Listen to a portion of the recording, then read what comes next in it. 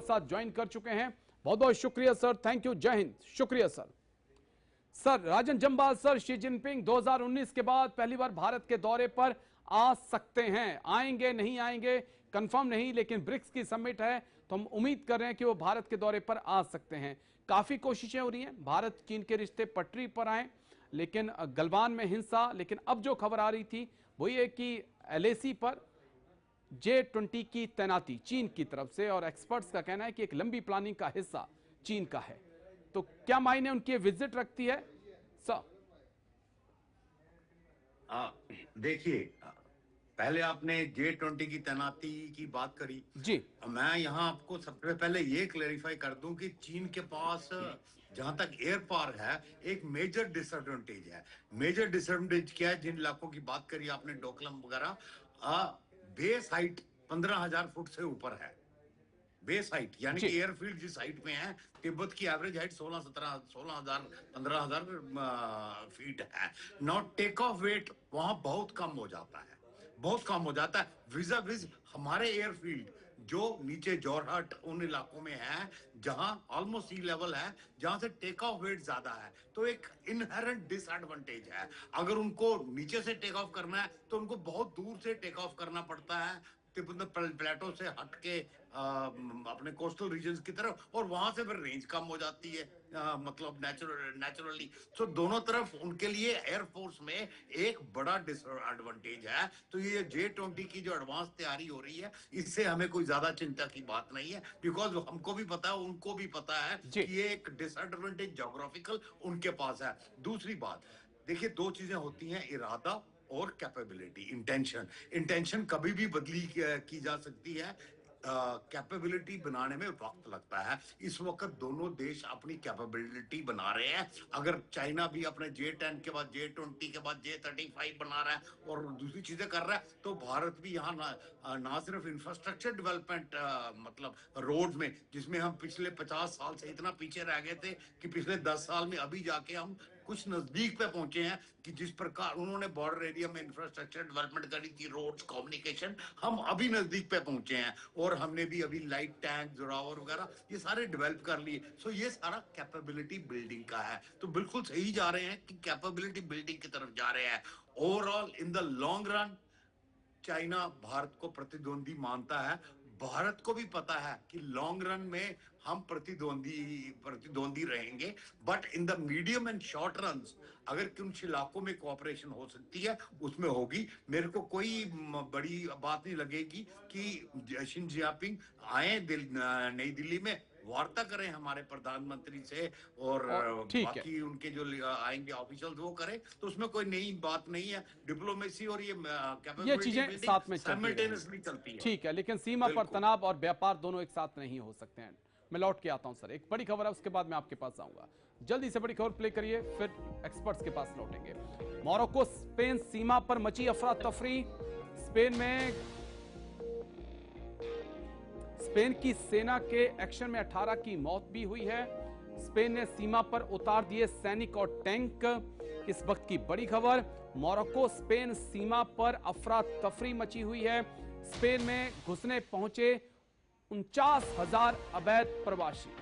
Spain की सेना ने के एक्शन में 18 की मौत हुई है।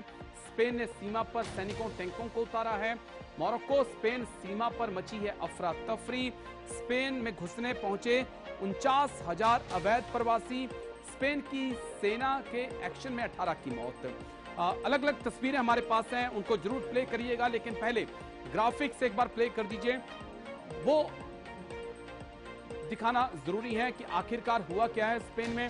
उसके बाद आपके सामने तस्वीरें हम रखेंगे। स्पेन में जबरदस्ती घुसने की कोशिश की गई है। स्पेन मोरक्को सीमा पर 49,000 लोग पहुंचे हैं। सीमा पर स्पेन पुलिस की घेराबंदी। Next graphics.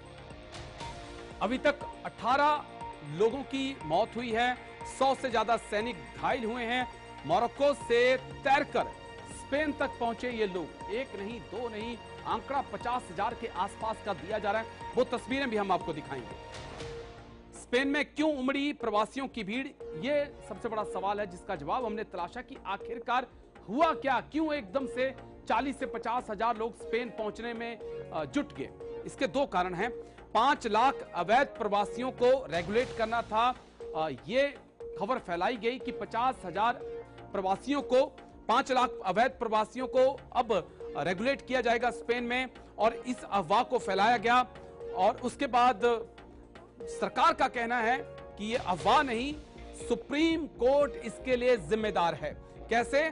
सुप्रीम कोर्ट ने एक आदेश दिया कि समुद्र में पकड़े गए प्रवासियों को स्पेन से बाहर नहीं निकाला जाएगा, वापस मोरक्को नहीं भेजा जाएगा। इसलिए समुद्र के रास्ते जो है स्पेन लोगों की पहुंचने की होड़ लगी। एक मैप थोड़ा सा हमारे पास होगा, उसको हम प्ले कर सकते हैं क्या?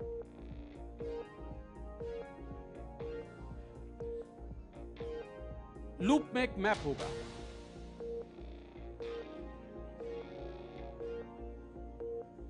चलिए, अलग अलग तस्वीरें हमारे पास हैं, उनको प्ले कर दीजिए आप फुल स्क्रीन सामने।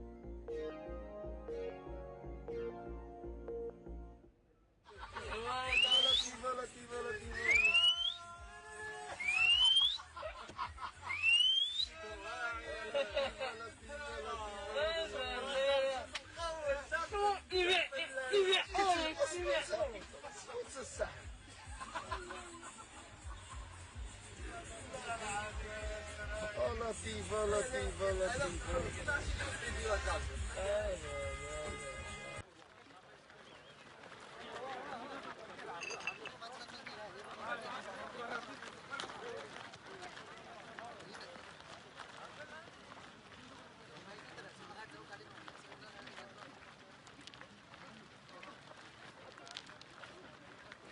ديال السيتوانات لطيفة لطيفة. شوف شوف شوف شوف شوف شوف.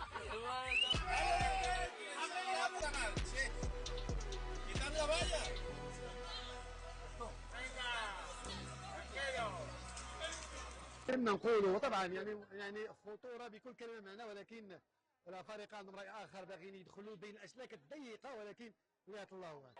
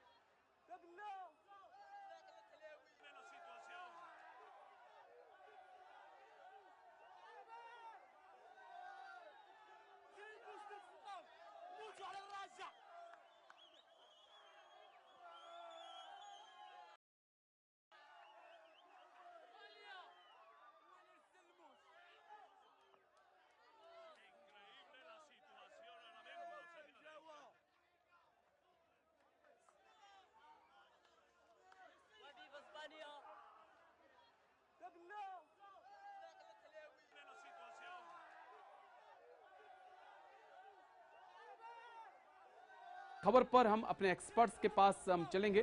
ब्रिगेडियर राजन जम्बाल सर, ये तस्वीरें एक साथ में 40 से 50 हजार लोग आ जाएं, बड़े बड़ों के हाथ पैर फूल जाते हैं। स्पेन ने तो इमरजेंसी तक घोषित कर दी है।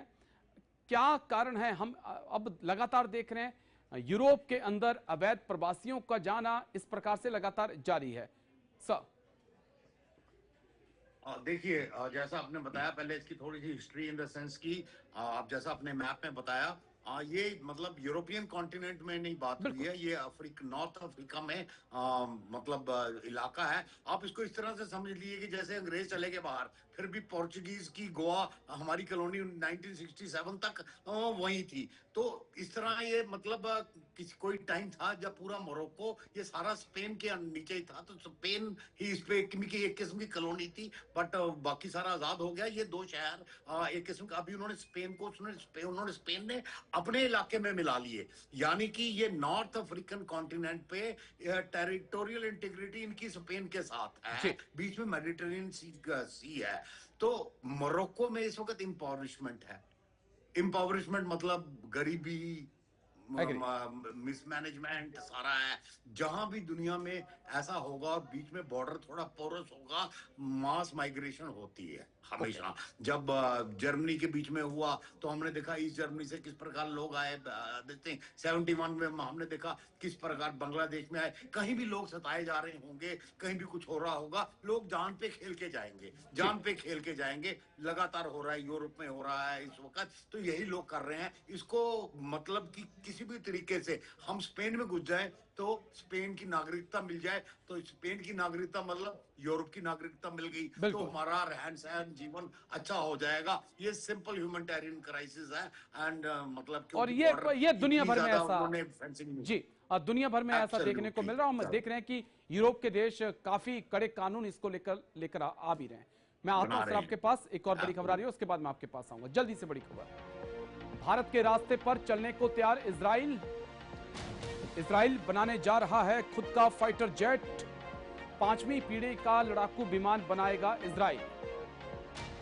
अमेरिका तुर्की की F-35 डील से नाराज है नेतन्याहू। बड़ी खबर इस वक्त की, भारत के रास्ते पर चलने को तैयार इजराइल। इजराइल बनाने जा रहा है खुद का फाइटर जेट, 5वीं पीढ़ी का fighter jet, stealth fighter jet बनाने की तैयारी में है इजराइल। ग्राफिक्स प्ले करिए, डिटेल्स इस खबर के बारे में जानकारी आपके सामने। उसके बाद एक्सपर्ट्स के पास हम लौटेंगे, खबर को हम डिकोड करेंगे। नेतन्याहू ने कर दिया बड़ा ऐलान, कहा खुद बनाएंगे स्टेल्थ लड़ाकू विमान, 5वीं पीढ़ी का विमान बनाएगा इजराइल। नेक्स्ट ग्राफिक्स, तुर्की अमेरिका डील से नाराज है नेतन्याहू। 10 साल के अंदर फाइटर जेट हम तैयार करेंगे, नेतन्याहू ने कहा। अमेरिका से इजराइल का क्या भरोसा उठ रहा है, या जिस प्रकार से यह डील हुई है वो बड़ा कारण है। डोनाल्ड ट्रंप और नेतन्याहू की हाल ही में मुलाकात भी हुई थी अमेरिका में। दुश्मन को फिर से सरप्राइज करेंगे, ये नेतन्याहू ने एक बड़ी स्टेटमेंट दी है। एक्सपर्ट्स के पास हम चलेंगे। राजन जम्बाल सर, ब्रिगेडियर राजन जम्बाल सर हमारे साथ बने हुए हैं। जम्बाल सर, अमेरिका प्रेशर बनाता रहा, अमेरिका ऑफर देता रहा भारत को कि हमसे आप F-35 खरीद लीजिए, डोनाल्ड ट्रंप ने खुद कहा, लेकिन भारत ने कहा कि नहीं, हम अभी फिलहाल इसके बारे में सोच नहीं रहे हैं। तो दूसरी तरफ अब इजराइल कह रहा है कि नहीं, हमें आप पर भरोसा नहीं है, हम अपनी ही तकनीक पे काम करेंगे। एक तरफ AMC है भारत का, दूसरी तरफ इजराइल कह रहा है कि हम भी अपना ही बनाएंगे। सब देखिए, दो चीजें हैं। जहां तक भारत का F-35 खरीदने का मतलब जो अमेरिका पुश कर रहा था, F-35 कॉस्ट बेनिफिट रेशो में सूट नहीं करता भारत को, जी। बिकॉज एग्जॉर्बिटेंटली एक्सपेंसिव है और उतना अच्छा भी नहीं है जितना वो एक्सपेंसिव है। तो हर चीज की कीमत होती है, अगर वो कीमत से ऊपर बेचा जाए तो नेचुरली भारत क्यों लेगा। बिकॉज उस चीज में अगर आपको 4 या 5 या 7 राइफल मिल सकते हैं, तो सडनली एक F-35 7-8 राइफल के बराबर नहीं है, तो कॉस्ट बेनिफिट रेशो में नहीं आता। दूसरा, जहां तक इजराइल का सवाल है, देखिए इजराइल के पास टेक्नोलॉजी है, इजराइल के पास सब कुछ है, वो बना भी सकता था। अभी तक क्यों नहीं बनाया उन्होंने? उनके पास अगर बोले जाए बहुत सारी चीजें बनाने की जगह नहीं थी। जी। इजराइल एक बहुत छोटा देश है। यहाँ भारत और इजराइल की जो मतलब डिफेंस कोऑपरेशन है खासकर, और बाकी चीजों में भी ओके। इसको थोड़ा डिटेल में समझने की जरूरत है।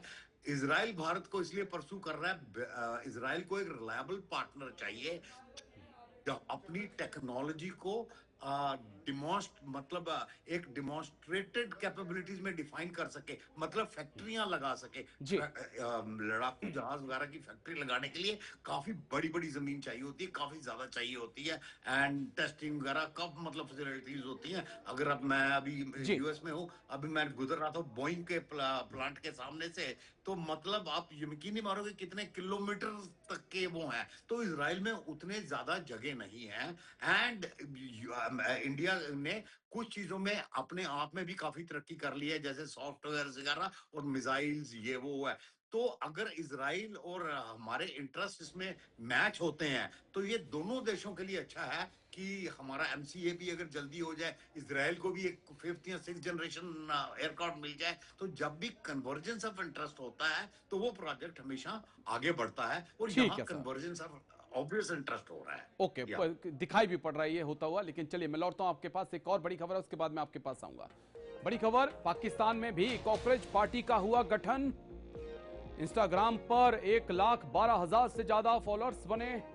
पारदर्शी शासन और लोकतांत्रिक बदलाव की मांग यूथ कर रहा है। पाक के गृह मंत्री को सता रहा विद्रोह का खौफ, इस वक्त की बड़ी खबर। पाकिस्तान में भी कॉकरोच पार्टी का गठन हो चुका है। पाकिस्तान में भी कॉकरोच पार्टी सामने आ चुकी है। इंस्टाग्राम पर 1,12,000 से ज्यादा फॉलोअर्स चंद घंटों के अंदर। पारदर्शी शासन, लोकतांत्रिक बदलाव की मांग। ग्राफिक्स प्ले करेंगे, उसके बाद पाकिस्तान के गृह मंत्री का वो डर भी आपको दिखाएंगे, जहां पर वो कह रहे हैं कि कॉकरोच हमारी सत्ता छीन कर ना ले जाएं। पाक में भी आई कॉकरोच पार्टी का पाकिस्तान में खौफ। इंस्टाग्राम पेज पर 1-2 घंटे के अंदर 1,12,000 फॉलोअर्स हुए। गृह मंत्री मोहसिन नकवी को टेंशन आ गई है जब से कॉकरोच पार्टी बनी है। नेक्स्ट ग्राफिक्स, कॉकरोच बदल सकते हैं देश की सत्ता, नकवी कहते नजर आए। पाकिस्तान यहां के लोगों का है। पारदर्शी शासन और लोकतांत्रिक बदलाव जो है वो कॉकरोच जनता पार्टी पाकिस्तान के अंदर कर मांग रही है। चंद ग्राफिक्स और गृह मंत्री मोहसिन नकवी का बयान, ये कॉकरोच सब कुछ बदल सकते हैं, युवाओं की उम्मीदों को पूरा करना ही होगा, नहीं तो युवा सत्ता भी पलट सकते हैं। दो बयान हमारे पास हैं, जल्दी से उनको प्ले कर दीजिए। अगर इकट्ठा हो गया तो ये हर चीज को उलट सकता है।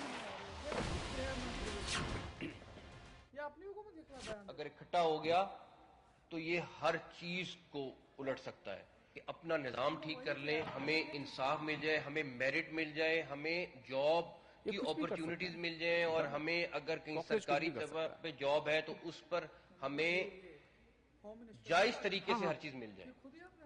वो हम नहीं दे पाते। इसके हाथ में क्या है? सब तो मुनीर ने संभाला। नौजवान को आप नौजवान कहें, उसको कॉकरोच कहें, उसको जो मर्जी चीज कहें, लेकिन मैं एक चीज सबको बताऊंगा, ये कॉकरोच अगर इकट्ठा हो गया तो ये हर चीज को उलट सकता है। उसके लिए जरूरी है उनकी ख्वाहिश इससे पहले कि वो जाहिर करें, हमें पूरी करनी चाहिए।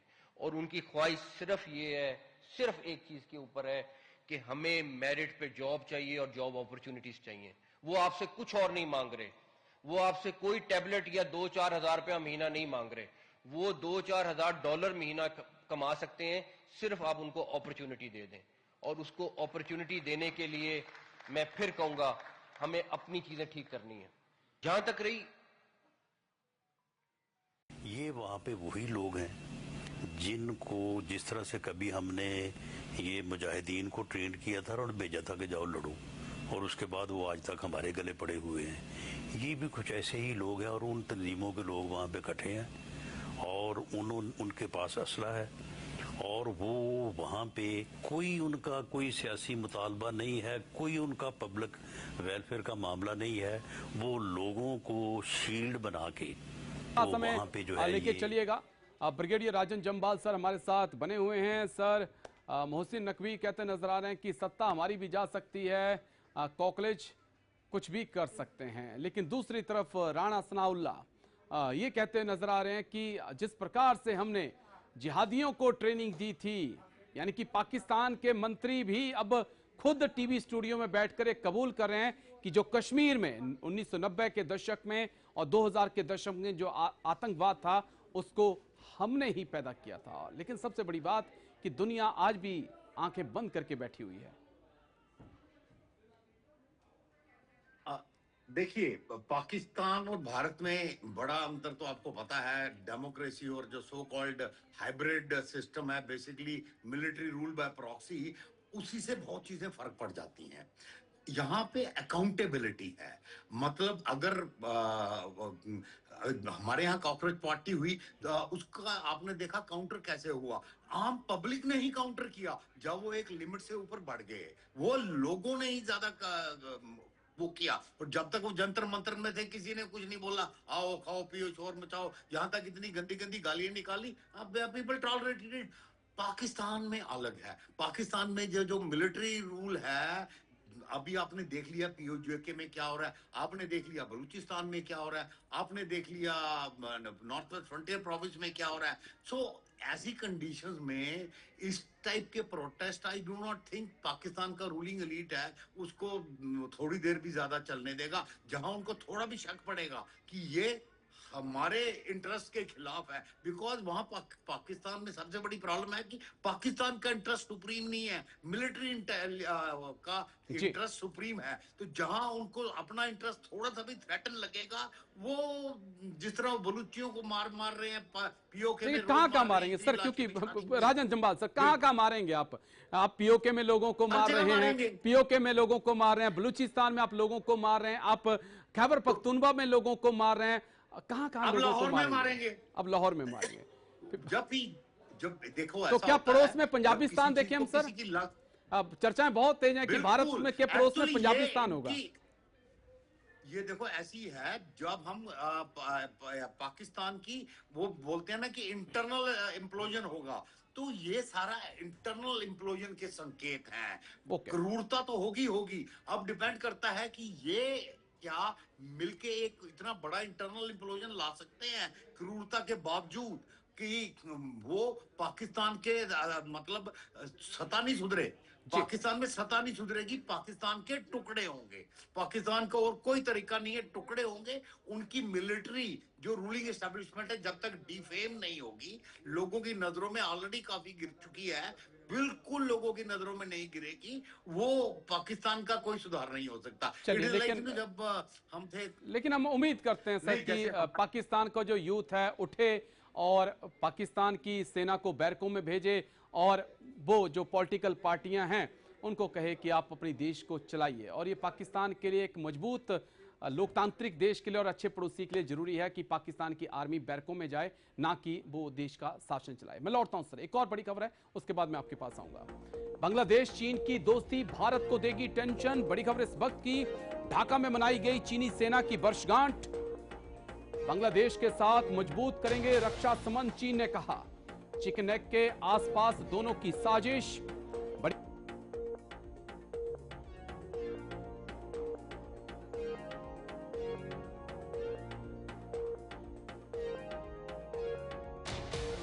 एक बार प्ले कर दीजिए ग्राफिक्स के जरिए डिटेल से सारी जानकारी।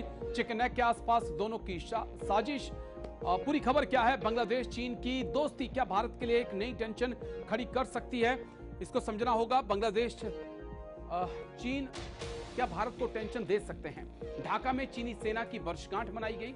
चीनी राजदूत सहित 300 से ज्यादा मेहमान शामिल होते हैं और चीनी राजदूत कहते हैं कि बांग्लादेश को मजबूत करेंगे, बांग्लादेश को हर आधुनिक हथियार चीन मुहैया करवाएगा।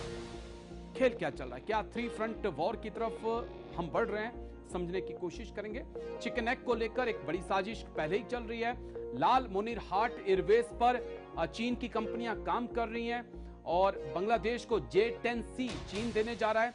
चीन के दौरे पर थे तारिक रहमान और उसके बाद चीन का तीस्ता रिवर प्रोजेक्ट जो है वो भी चीन को दिया जा चुका है।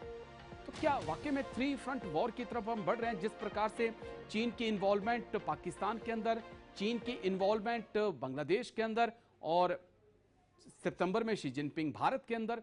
चलिए, ब्रिगेडियर राजन जम्बाल सर, सीडीएस देखिए रावत सर बता के गए थे 3 फ्रंट वॉर, क्या जो उन्होंने देखा था कि फ्यूचर में हो सकता है, क्या उसी तरफ ये तीनों देश बढ़ रहे हैं?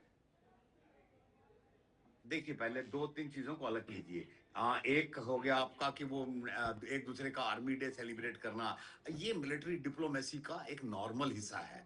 मैं बॉर्डर पर रह चुका हूँ, हम एक दूसरे का 15 अगस्त चाइना का जो डे सेलिब्रेट करते हैं, एक दूसरे को बुलाना करना, वो स्टैंडर्ड मिलिट्री डिप्लोमेसी का हिस्सा है। Don't read too much into it. वो हर जगह होता है, हर देश करता है, दिल्ली में भी होता है, ढाका में भी हुआ। कोई ऐसा मतलब तूफान आने वाली चीज नहीं है कि जिसपे मीडिया हाईलाइट करे, बिल्कुल नॉर्मलाइज। जहां तक उनको हथियार देने की बात है, चाइनीज के बारे में एक चीज याद रखिए, चाइनीज मुफ्त में किसी को कुछ नहीं देते। जी। बांग्लादेश J10C इसलिए ले रहा है, J20 खरीदने की औकात नहीं है, पैसे नहीं है, मुफ्त में देने से रहे चाइनीज। और जो भी खरीदने को तैयार है वो उसको देने को तैयार है। F-16 F-35 अमेरिका से भी खरीद सकते हैं अगर पैसे हो। पैसे नहीं है, सबसे सस्ता उसमें चाइना का मिल रहा है J10C, वो बेचारे ले रहे हैं।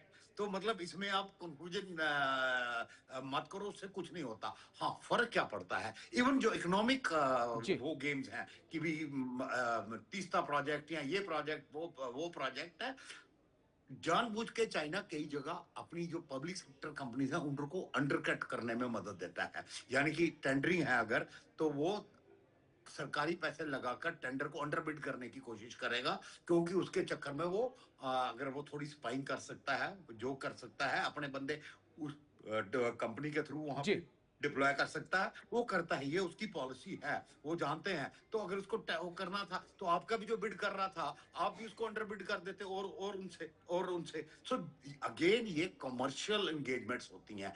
हमें जो डर है, जो या जिसकी हमें चिंता होनी चाहिए, वो है कि क्या वो जो उनकी MSS है, मिनिस्ट्री ऑफ स्टेट सिक्योरिटी, जो जी। हमारी रॉ वगैरह की इक्विवेलेंट है, वो कह रहा है वो कितनी एक्टिव है। उसने भारत के खिलाफ जो इंसर्जेंट ग्रुप्स हैं उनको क्या क्या हथियार दे रहा है, वो उसने बांग्लादेश आर्मी में कितनी घुसपैठ बनाई हुई है, वो किस किस जनरल को कंट्रोल कर रहा है, कि उसके थ्रू क्या क्या पॉलिसी चेंजेस ला सकता है, ये हमारे क्रक्स होने चाहिए। बिकॉज इनसे नतीजे निकलते हैं और आई एम श्योर ये हो रहा है। बाकी कुछ विजिबल चीजें लेके शोर मचाना वो ठीक है, it is okay, but they are not very major. Visual देखिए सर, तीन चार चीजें। सबमरीन चाइना बांग्लादेश को दे रहा है, JF-10 की हमने बात कर ली है, एयर डिफेंस सिस्टम दिए जा रहे हैं, ड्रोन्स बांग्लादेश को चाइना की तरफ से दिए जा रहे हैं, लाल मुनिरहाट में कंस्ट्रक्शंस का काम चीन कर रहा है, डोकलाम में चीन बैठा है। टेंशन नहीं लेनी चाहिए, आप कह रहे हैं कि नहीं कुछ फर्क नहीं पड़ता है? मैं बता रहा हूं नहीं लेनी चाहिए इसलिए बिकॉज डोकलाम में मैंने इनफैक्ट डोकलाम के जो एरिया है उसको कमांड कर चुका हूं, पूरी वो ब्रिगेड को मैं कमांड कर चुका हूं। तो उस इलाके को मैं एक एक मतलब जिसको बोलते हैं ना पत्थर जानता हूं, तो I know the ground reality कि वहां पे क्या पोजीशन है। देखिए जो वो एयरपोर्ट वगैरह बना रहे हैं, मैंने बताया कि ये सारे कमर्शियल डीलिंग्स हैं। बिल्कुल उनकी गवर्नमेंट ने किया होगा, अंडरबिड किया होगा, कमर्शियल कंपनीज बना रही है। यस, उसमें उनके MSS के आदमी होंगे, ये वो है, पर वो वहां रह के क्या डैमेज कर सकते हैं हमको उसको देखना है कि वो डैमेज क्या कर सकते हैं। ऑलरेडी हमने अगर हमारे भी काउंटर मेजर देखो कि हमने चिकन नेक को काफी ब्रॉडन करने के प्लान बना लिए। अगर आप वो जो कैंप्स हमने बनाए हैं नए मिलिट्री कैंप्स, वो सब देखें तो उन सब को ध्यान में रखते हुए ऐसा नहीं है कि हम लोग भी चुप बैठे हैं। बिल्कुल देखिए वो तो हमने देखा कि हमारे आर्मी चीफ जनरल धीरज सेठ वहीं पर थे, पूरी तैयारियों का जायजा सर ने भी लिया। मैं लौटता हूं सर, एक और बड़ी खबर है उसके बाद मैं आपके पास आऊंगा। जल्दी से बड़ी खबर प्ले करिए। पाकिस्तान के हाथ से निकल रहा है POK, बड़ी खबर आपको दिखा रहे हैं। पाक सेना के खिलाफ हो रहा प्रदर्शन, पाक सेना ने 50 से ज्यादा लोगों की हत्या की, पाक ने आतंकी पालने की बात तक कबूल ली है। पाकिस्तान के हाथ से निकल रहा है POK, ग्राफिक्स प्ले करिए, क्या है इन लोगों की मांगें, उसके बाद POK से आज की आई तस्वीरें आपके सामने हम रखेंगे। लेकिन पहले ग्राफिक्स, POK में क्यों हो रहे प्रदर्शन, 12 आरक्षित सीटों का विरोध, चुनावों में धांधली और राजनीतिक हस्तक्षेप, पाक सेना और रेंजर्स की बर्बरता पर सवाल POK की आवाम उठा रही है। नेक्स्ट, महंगी बिजली, बढ़ती महंगाई, बेरोजगारी मुद्दा है, पुलिस कार्रवाई और गिरफ्तारियों से गुस्सा है। ज्वाइंट अवामी एक्शन कमेटी यानी कि जैक पर जो एक्शन पाकिस्तान की तरफ से लिए गए हैं उसको लेकर लोगों के अंदर नाराजगी है। अलग अलग तस्वीरें जो POK से आई हैं उनको प्ले कर दीजिए, उसके बाद ब्रिगेडियर राजन जम्बाल सर के पास हम लौटेंगे। एम्बियंस के साथ प्ले करिएगा। ये पाकिस्तान की कार्रवाई में, पाकिस्तान पुलिस की कार्रवाई में जो लोग घायल हुए हैं उनको इलाज के लिए भेजते लोग, 50 से ज्यादा लोगों की हत्याएं पिछले 3 से 4 दिनों के अंदर कर दी गई हैं।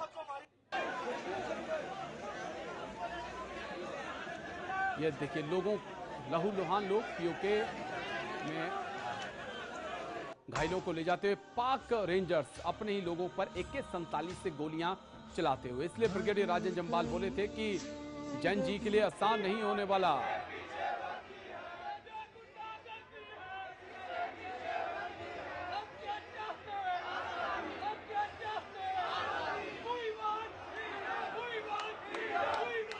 अगली तस्वीर प्ले कर दीजिए।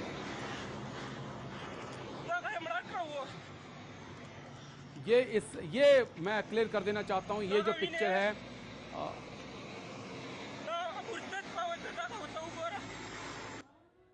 ये पाकिस्तान के सैनिकों की वर्दियां एक बार फिर से पीओके में टांग दी गई हैं खंभों के ऊपर।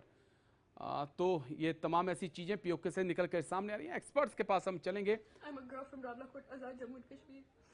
And today, countless people in my Rawalakot have been murdered. Countless of my brothers, countless of my fathers have been killed in Rawalakot, and the world is staying silent. No one is speaking up for Kashmir. We never thought a day like this would come. We never thought we would have to see this day where our roads would be filled with our people's blood. Our soil is going to be covered with our people's blood. चलिए बाकी की तस्वीरें आप side में play कर दीजिएगा एक एक करके। हम एक्सपर्ट्स के पास हम चलेंगे क्योंकि समय थोड़ा सा कम होता जा रहा है। ब्रिगेडियर राजन जम्वाल सर, पीओके से उठती है आवाजें और ये जो दहशतगर्दी है इसके पीछे बढ़ती है, लेकिन एक चीज एक लिमिट तक ही प्रेशर को सहन करती है सर, उसके बाद वो गुब्बारा फट जाता है और शायद मुझे लगता है कि अब पानी सर के ऊपर जा चुका है।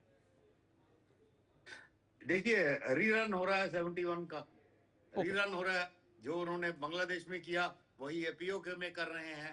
This thing you will find अभी बांग्लादेश टाइप एलिगेशन भी आनी शुरू हो जाएंगी and I am sure looting इन्होंने स्टार्ट कर दिया, लोगों को मारना स्टार्ट कर दिया है एंड अपने खिलाफ मुक्ति वाहिनी खुद ही तैयार कर ली है जैसे मतलब आदत है इनकी। तो I am sure the way इतने लोगों के मरने के बाद भी अगर ये कम नहीं हुआ या लोगों का गुस्सा ठंडा नहीं हुआ तो भी आग और भड़केगी एंड लोग इस वक्त मरने मारने को तैयार हैं। हर हालत में उनको आज़ादी चाहिए। जहां तक भारत का सवाल है, इस वक्त हमारे को अपने बॉर्डर सिक्योर रखने चाहिए। We don't want another refugee crisis. जिस प्रकार 71 में बांग्लादेश का टाइम हमारा एक रेफ्यूजी क्राइसिस हुआ था, वो रेफ्यूजी क्राइसिस नहीं चाहिए हमको। नहीं चाहिए पुंछ के अंदर दुनिया भर के।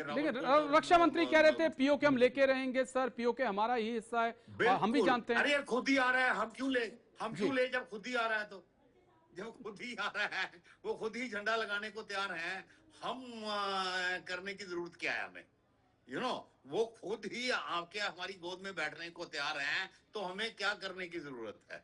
अपने लोगों के लिए तो सीमाएं ना खोली जाएं। मैं जो समझना चाह रहा हूं कि हम कहते हैं कि पीओके के लोग हमारे हैं, अगर उनके ऊपर ड्रोन स्ट्राइक हो रही है, AK-47 से गोलियां चल रही हैं, अगर वो भारत आना चाहते हैं बिल्कुल हमारी सहानुभूति देखिए मैं बताता हूँ बड़ी क्लियरली, हमारी सहानुभूति उनके साथ है, बहुत कुछ है। पर अगर मेरे को कोई पर्सनली बोले all said and done, PoK पिछले 70 साल में काफी रेडिकलाइज हो चुका है। अगर वो भारत में भी आता है तो हमको उनको 4-5 साल क्वारंटीन में रखना पड़ेगा। What we should be interested strategically is Gilgit Baltistan region. Honestly वहां पे हमारा इंटरेस्ट बनता है because of lot of things, Afghanistan, ये गैस पाइपलाइन, मतलब दुनिया भर के इंटरेस्ट कोइंसाइड होते हैं। अगर पीओके को हम लेते हैं तो हम पीओके के लोगों पे एहसान करेंगे। पीओके से भारत को कुछ नहीं मिलने वाला। तो आई एम वेरी क्लियर, कुछ चीजों के ऊपर क्लियरली बता रहा हूँ कि हमारे स्ट्रेटेजिक इंटरेस्ट कहाँ। चलिए तो ये मिलिट्री पॉइंट ऑफ व्यू से आप, अगर ये खुद गोद में आ रहे हैं अलग बात है, ठीक है। चलिए गोद में आ रहे हैं, ये मिलिट्री पॉइंट ऑफ व्यू है सर आपका, लेकिन पॉलिटिकल पॉइंट ऑफ व्यू क्या है वो तो रक्षा मंत्री राजनाथ सिंह ही जानेंगे। लेकिन शुक्रिया, बहुत बहुत शुक्रिया आपका हमारे साथ जुड़ने के लिए ब्रिगेडियर राजन। पहलुओं पर इतनी बारीकी से आपने बात रखी। तो ग्लोबल ब्रेकिंग में आज इतना ही, कल फिर होगी मुलाकात। दीजिए इजाजत, नमस्कार।